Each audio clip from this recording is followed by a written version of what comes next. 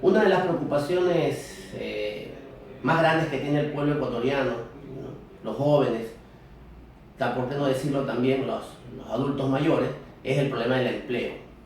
Y vemos pues que el empleo se ha ido deteriorando en estos últimos 2 años.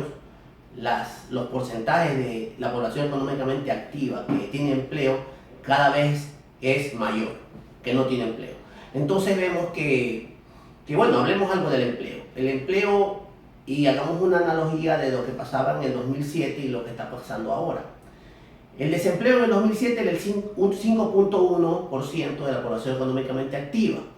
En el 2016 es el 5.2% de la población económicamente activa. El subempleo era el 50.2% de la población económicamente activa en el 2007 y ahora es el 52.5% de la población económicamente activa.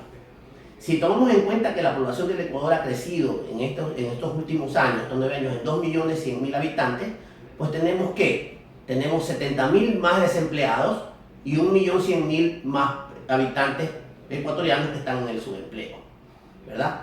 Entonces, el empleo en realidad se ha deteriorado, a pesar de que la relación porcentual es casi la misma, un poco más en el subempleo. Sin embargo, ha habido crecimiento poblacional. ¿Qué quiere decir eso? Que hay más jóvenes, ¿no?, que han entrado al mercado de trabajo y que no encuentran empleo. ¿Y cuál es la fórmula para conseguir empleo, para que haya más empleo en el país? Simplemente la inversión, tanto la inversión extranjera como la inversión privada nacional. Sin embargo, veamos y revisemos cuál ha sido el comportamiento en estos últimos 9 años de la inversión en el Ecuador. Pues vemos, en promedio la inversión extranjera en el Ecuador ha sido de 563 millones de dólares, ¿no es cierto? Si la comparémosla nomás con nuestros vecinos, Perú y Colombia. En Perú ha sido de 3.900 millones, en Colombia ha sido de 4.600 millones. Entonces vemos que en cuestión de inversión extranjera, nuestro país ha sido el que menos inversión extranjera ha recibido de la región, con excepción de Venezuela.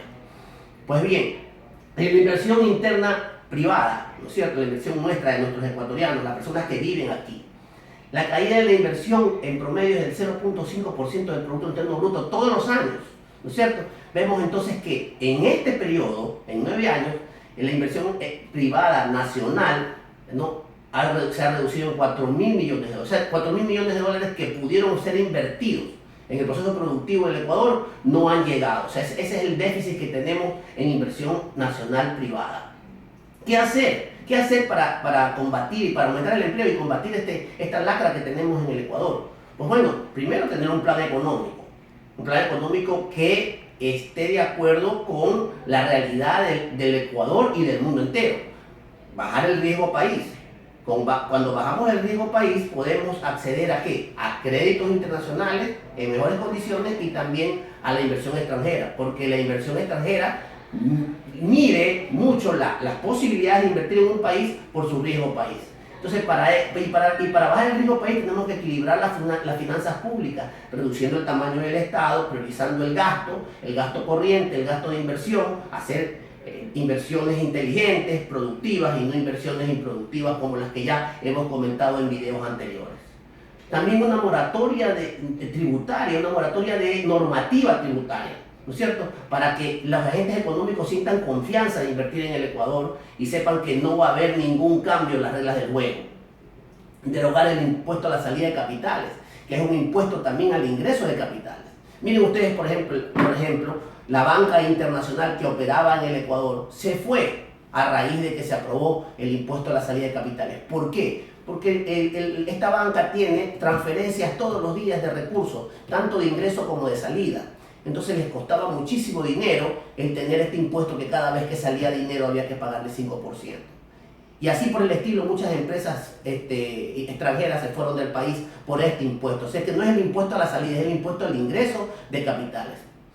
Por supuesto también eliminar las salvaguardias, ¿no es cierto? Eliminar las salvaguardias que han hecho de que tengamos problemas en el comercio internacional. Ahora, las salvaguardias dicen que se han planteado que son para reducir las importaciones, pero reduciendo las importaciones también reducimos las exportaciones, porque las exportaciones ecuatorianas, como las de todos los países del mundo, tienen un gran componente importado también. Los insumos para producir, para exportar, son importados. Entonces, ¿qué es lo que nosotros planteamos? Planteamos que hay que tener un plan económico, enfrentar este asunto del empleo, ¿no es cierto?, con decisión económica, y estamos seguros de que no va a ser este gobierno.